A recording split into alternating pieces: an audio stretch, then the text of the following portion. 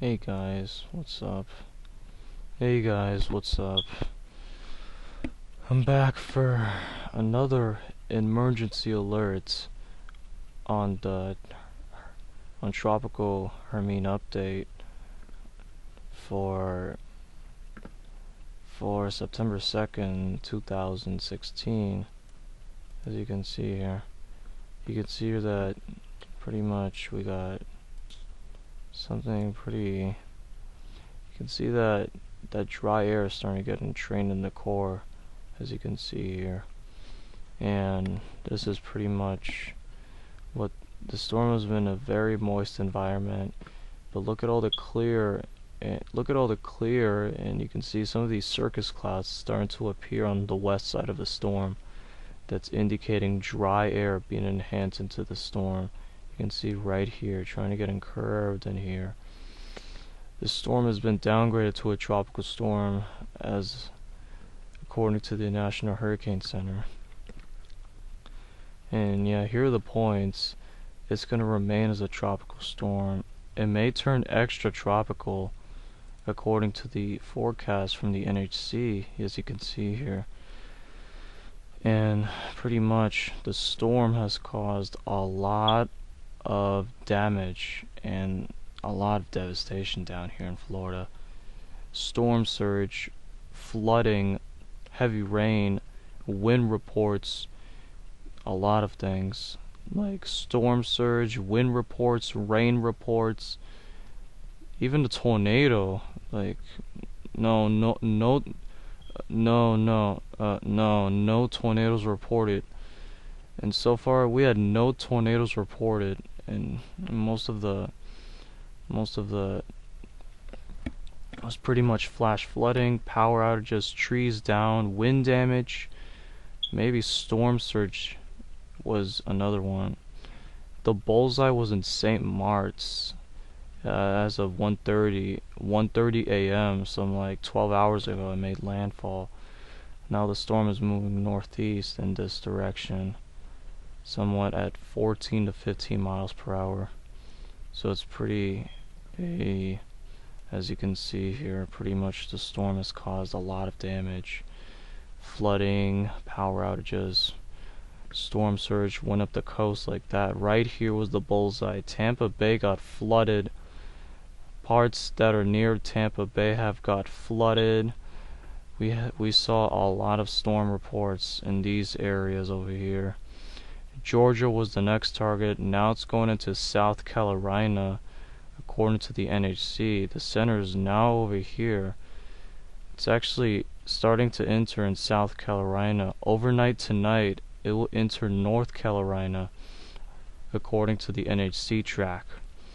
And they will get nearly a half a foot of rainfall. That's what the models are suggesting. So it'll be a pretty nasty for them. But as the storm comes up the coast, we have to keep an eye on this thing. And yeah, that's what the NHC is suggesting. Tropical storm warnings have been issued for Georgia, South Carolina, North Carolina, even Cape Hatteras and the Outer Banks, Virginia Beach, Delaware, Maryland, pretty much. And tropical storm watches have been issued for southern New Jersey, all the way up to New Jersey coastline, Long Island Sound, New York Harbor, Nassau County, the 5 boroughs of New York, Suffolk County, eastern Long Island, Cape Cod, Connecticut, a lot of these guys. And that's it. And that's where the watches have been put up according to the 2 p.m. advisory. This is advisory 21 for this system. This storm has been downgraded to 15 miles per hour. It's moving northeast at 18 right here. And pretty much it'll turn extra tropical, maybe a category 1 hurricane, but extra tropically. That's what the forecast models are suggesting for Monday morning.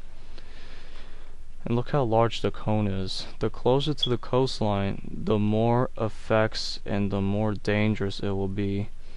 If it does make a landfall, if it does make a second landfall on Long Island, then it will be pretty nasty. It'll be a very ugly time for them because school opens in a few days, and if it does make landfall, school could be delayed and they have to reschedule it. Not just that, we will see a lot of damage. Coastal flooding is possible, maybe likely with this coastal flooding is possible. Beach erosion is likely. Heavy rain and strong winds are likely, and power outages are possible with this system if it goes up the northeast. And yeah, that's why the cone is very large in the 4 to 5 day range, pretty much. So yeah, that's what we're talking about pretty much for the next few days. So as you can see here, the models do show that a linger over here offshore.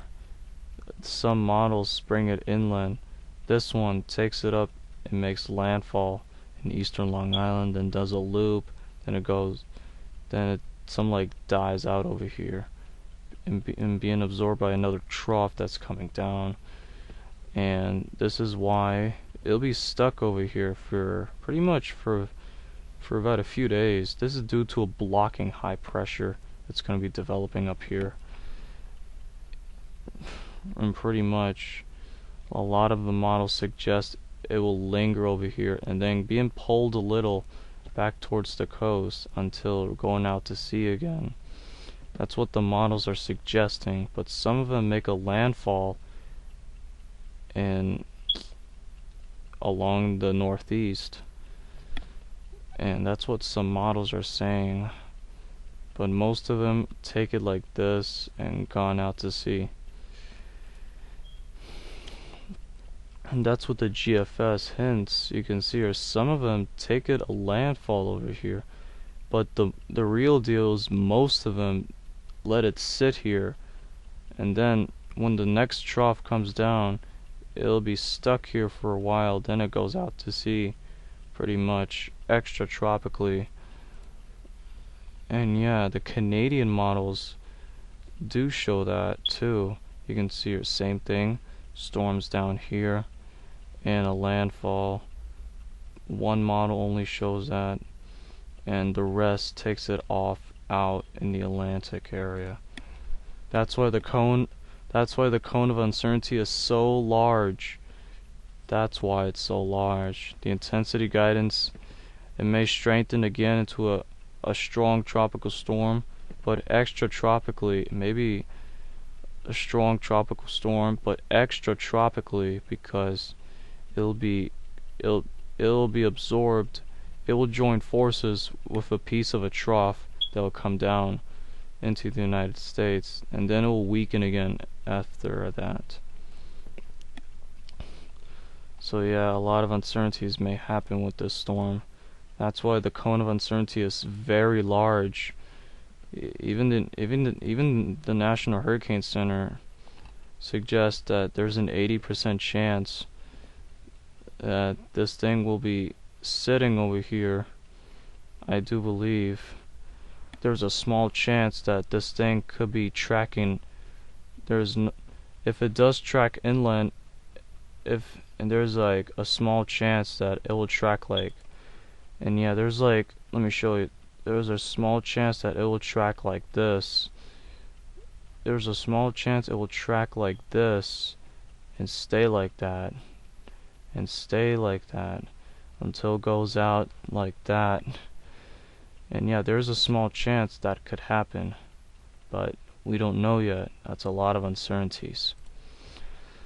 Now, as you can see here, the National Weather Service has issued watches for this area pretty much. A flash flood warning is in effect for the mid-Atlantic states. Even a flood warning is in effect for these areas. A flood advisory is also in effect at some point.